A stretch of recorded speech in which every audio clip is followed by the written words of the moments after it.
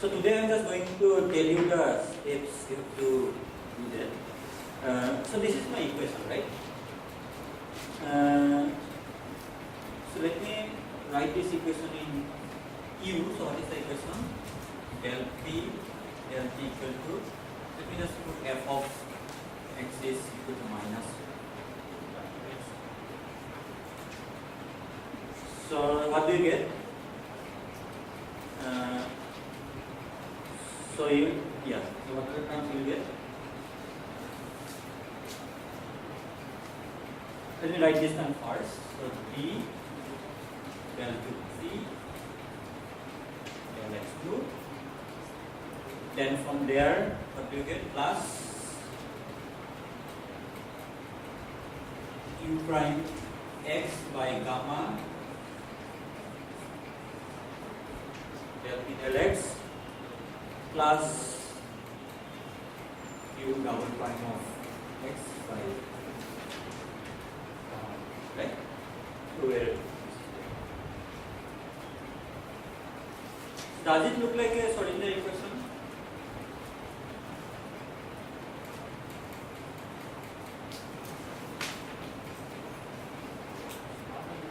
Huh? Not immediately. And why is it so? Not the middle. So you never get this kind of term in Schrodinger equation, right? So but you can actually get rid of this term here.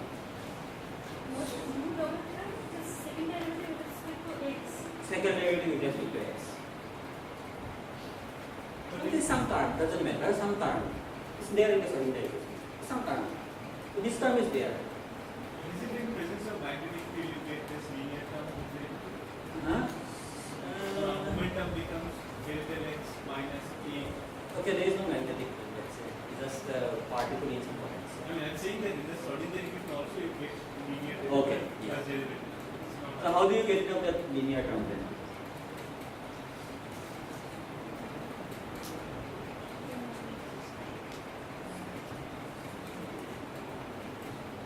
So if I just, so maybe I just write down the result. You can actually do the derivation because it's a simple derivation. So if I define if I just make a transformation, e of xt is equal to e to the power minus u of x by 2 gamma d. So gamma d is same as kbt into psi of, just take this substitution, put it there, and then write down the equation for psi. So the equation you get, is del psi by del t. This is equal to. What is psi? I'm just writing p as a something into some other thing, just making a change of position. What do you call it? You just write as a product of the function. That's how you solve. So in fact, you can actually, you can put another function here, phi and then psi, and then put it in the equation and then demand that the linear term should be 0. So then you actually find that the phi should be obvious. U is still the potential. U is still the potential. Probability is dependent on the potential. So suppose I just make this transformation. Okay. So what I get is, I get the equation which is like d del square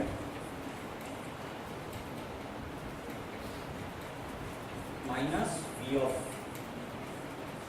x psi of xt. So what is v? So v is equal to, in fact,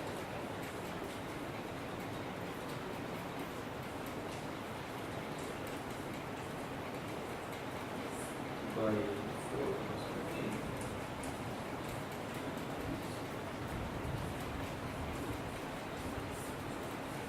These two other steps. So what you get is this answer. So now it is a Schrodinger equation, right?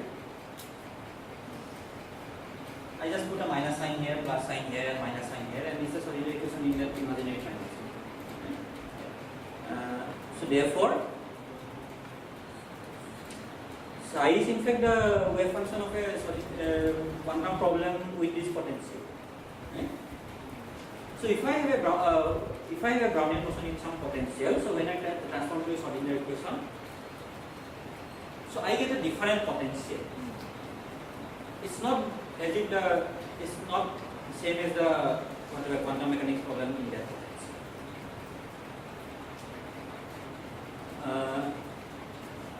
Yeah.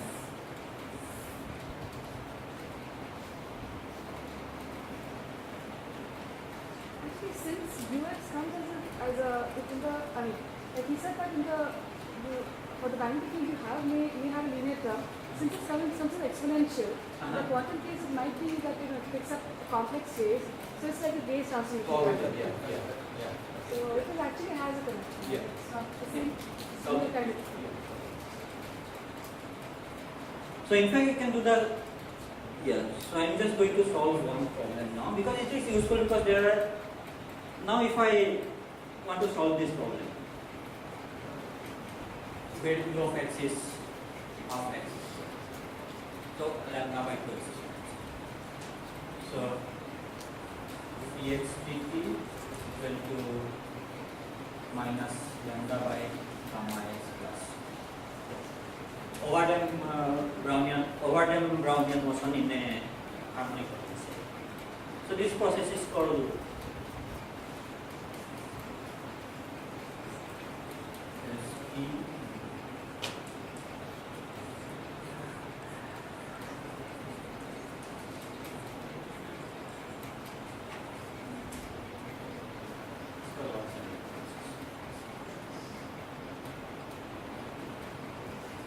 So what is u prime? U prime is just lambda x. Let me just put it here. So this again lambda square x square, right? And this is some constant. U double prime is lambda, so this is lambda by 2 now. So in fact, actually, quantum potential is also harmonic, but just there is a shift. But shift doesn't change the wave function, it just changes the energy, right? So in fact, actually you can just take the quantum mechanics answer and just put it here. And what is the quantum mechanics answer? What are the eigenstates for this problem? It is given by the Hermite polynomials, right?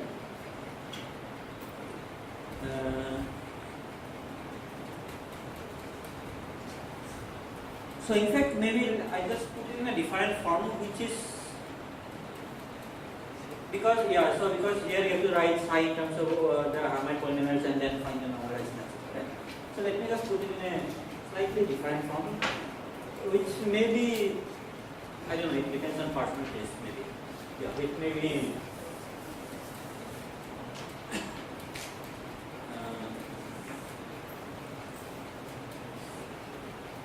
Which may be useful. So can I rub this? I can rub this thing, right? It's okay.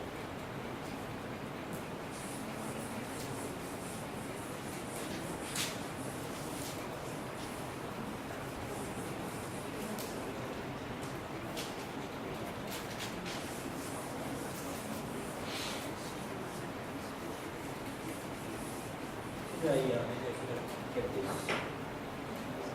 V of x is equal to prime x whole square by 4 gamma square t minus whole prime by 2 gamma. So let's write it down in terms of this path integral. Right?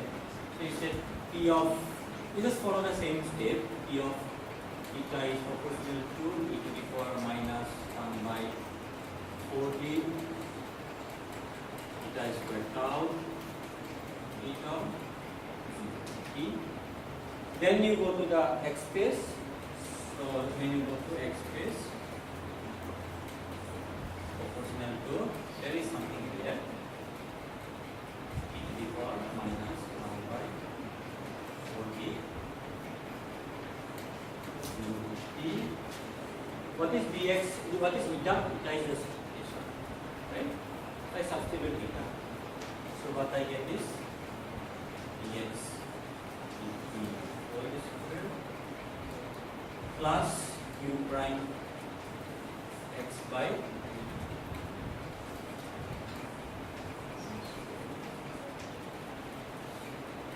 and there is something here. So this is that thing.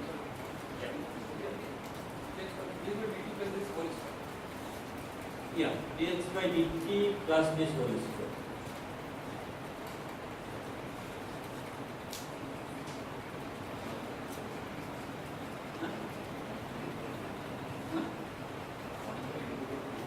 So that normalized I'm just keeping it out. Let's say. So I will just finally put it as a one normalization. So that's why I put it proportional thing.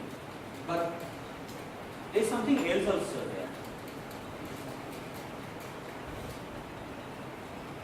So you when integral over all the paths that I will put when I write down the x t x0 0, so that I will write down this object integral over all the path, saying that x of 0 is 0, x of t is equal to x. So all this normalization I just absorb here in this symbol, and then this thing. But there is something else here. What is it? It's a Jacobian of a transformation. That you have to calculate. So in the other case it was 1 or it is proportional to constant. Now we have to see what is it here. Okay. So let's come back to the Jacobian later. Let's look at this term. So what is this term? So this I just expand. So I get dx dt. So let me just call the whole thing is like S with the integral. So S equal to 0 to t tau. So it's theta whole square. So then u prime x whole square by gamma square plus 2 dx d tau prime x, right? I just expanded this thing. So this term is fine, this term is fine. Let's look at this term. So what is this term? 0 to t dx d tau u prime x.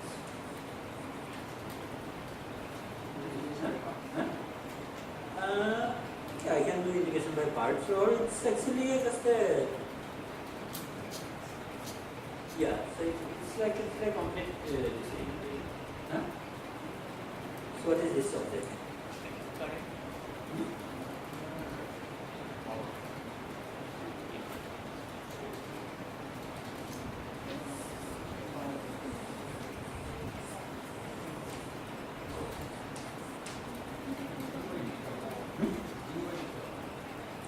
Du by d tau. So therefore, I can actually do the complete integral. So this is just u at x at t minus u at x at t. Right? So x at t I just call it x, and x at 0 I call it x0. And so this term actually I can just take it out of this path integral, right? So therefore, let me just take out this term. So what is this term? E to the power minus 1 by 4d. So 1 by 4d and then there is a 2. So 1 by 2d. To d is a gamma somewhere. Where is this? So there is a gamma here, right? So 1 by gamma d ux minus u 0, and then I have this tau x at 0 equal to 0, x at t So in fact you might notice now, forget about x0 term. This term was precisely the same term actually you put it in that transformation when you went from p to psi. Right? So the earlier one, when you went from the p variable to psi, precisely this term actually you put it here. What is raised to power x? S? No. This S, I was calling this as S. So that, yeah. Right? So I have now this term. So this term I took it outside. I have one more term which is a Jacobian that I have to find out. So finding the Jacobian is slightly subtle. So I am going to do something you may not like it. But it is consistent. So let me just give you an argument before doing that. So how am I going to find a Jacobian actually? So I am just going to this x variable to t variable, right? So there is probably more than one way of doing that. But I will just say, okay. So suppose I discretize this equation, just mentally think that you are discretizing this equation. So what is velocity? So how does this noise come in? So it's just eta, some noise, right? And since the eta is coming, it is just giving some velocity. And the particle is moving. And again, eta is giving some velocity particle. But during the motion, what is F? Is the initial F or is the final F? Depends on. Huh? That depends on depends on how you choose to look at it, right? How you choose to look at it. I mean, it could be but so I am saying is that it's something, there is only one way of looking at it if there is a force term. average. So I think best way is to do the average. Right? But that is what is called the stability. So that doesn't matter if, see for example this velocities. So velocities I can do both. I can either look at the velocity before or after or average velocities, right? So this is called either echo or second noise. I can just look at, okay, it's just the noise and the velocity, noise and the velocity, noise and the velocity. Or noise and there is a velocity, noise and then some average. Both way I can look at it. So this force, if you just think of it, it's just, okay, noise. In the discrete case, it's what? The particle, there is some noise, the particle is moving. And then noise particle. So during the motion, it's not experiencing one force, right? It's experiencing more than one force. So the best way to look at this is just to take the average of it. So when I discretize this, so I discretize it something like that. I'll just put 1 by epsilon x. So this is what from eta to x, right? So what is this? What is the Jacobian? So Jacobian will be what? So if I just discretize it, so it's just some determinant of some matrix, right?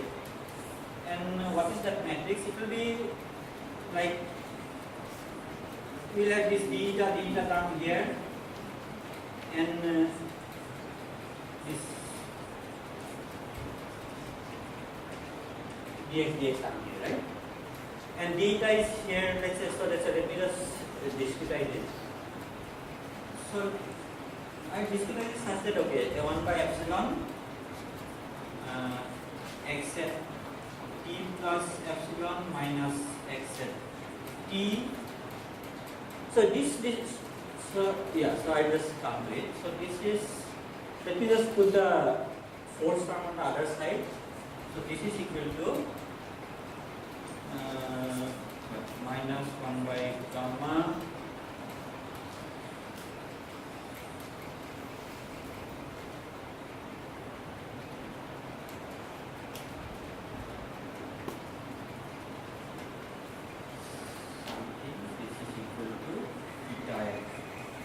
or you can call it zeta.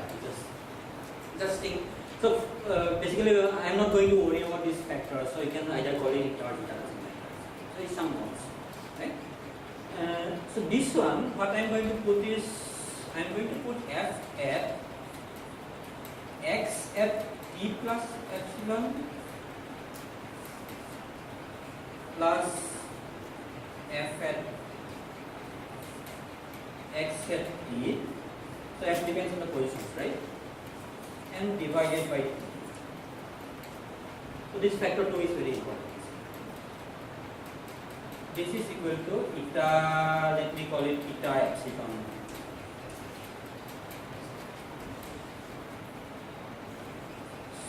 So the point here is, it doesn't matter as far as this is concerned about the discretization, whether you write it, so this discretization doesn't matter which way you look at it.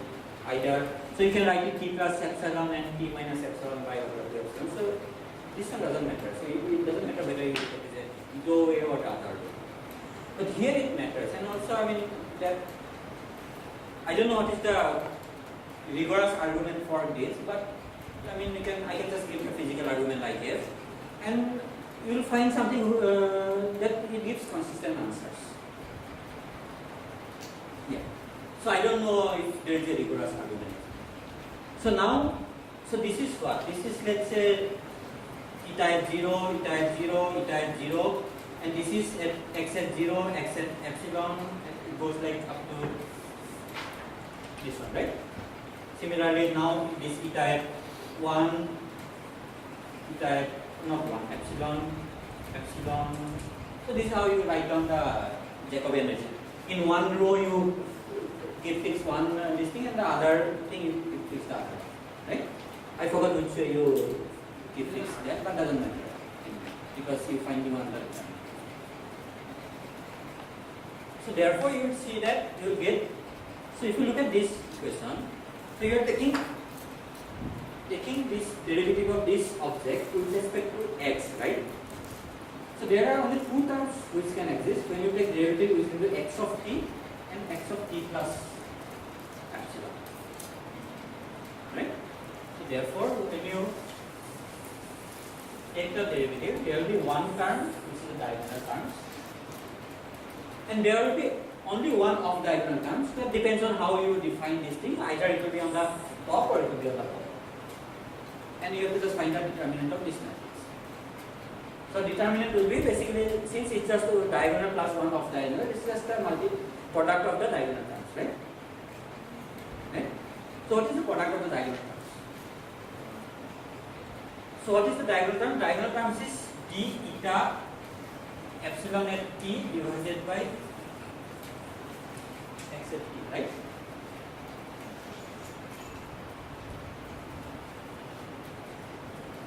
So what is this term? So this term will come from one from here and one from here. So what is this term? Huh?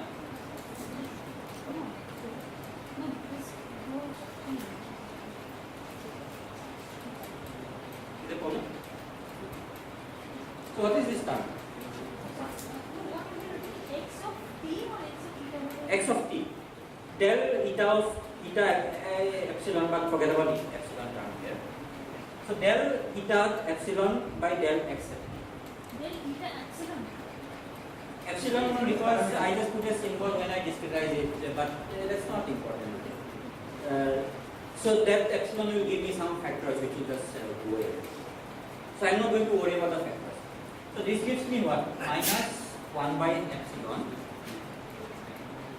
So this gives me 1, right? And there is one term coming from here. So that gives me 1 plus 2 gamma f prime x.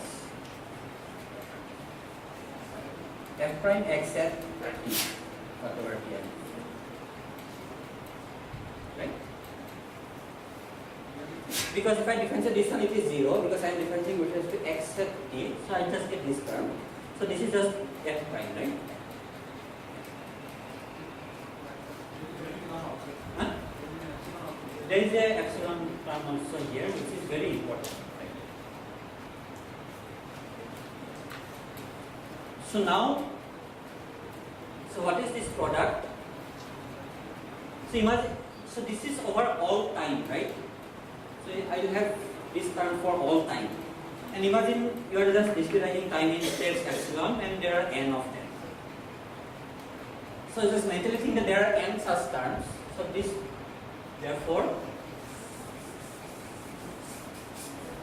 what is this term? So what is the Jacobian? Jacobian will be product of that.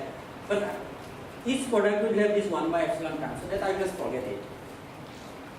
So Jacobian is something, doesn't matter, into sum over 1 plus epsilon by 2 gamma f prime x, and there are n such terms. Huh? This is a product, sorry. And there are n such terms, and what is the condition I have? N into epsilon is equal to t. Right? So this is what finally I will do. I'll take epsilon going to 0 and going to infinity, and n into epsilon I will just put it t.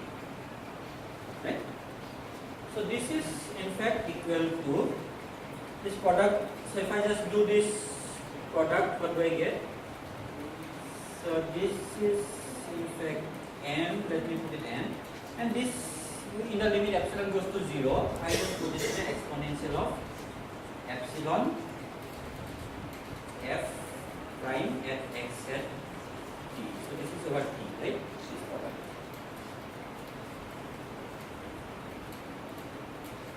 So that becomes a sum here.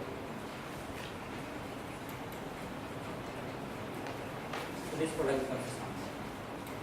And now I am going to take epsilon goes to 0 and n goes to infinity again. So this becomes an integral. Right? So this becomes, so therefore z is equal to e to the power. So integral goes from 0 to t. It goes from 0 to n epsilon, which is t. So therefore z is equal to, so whatever are terms, e to the power 0 to t f prime x tau. Right? This is our term. So that will in fact go inside there. Right? So therefore, if I write it this one, what do I get? So I get this term plus this term plus this term. Right? So this, now let me put f is minus 1 by 2 gamma is there. Thank you. 1 by 2 gamma. So if I put everything there, what do I get? So I just write down the final answer now. So if you put everything together, you will get exponential of minus 1 by 4d 0 to t something, right? You just put all the things together. So what happens to 1 by epsilon? So all this 1 by epsilon term I just put it here. Okay. This absorbing this.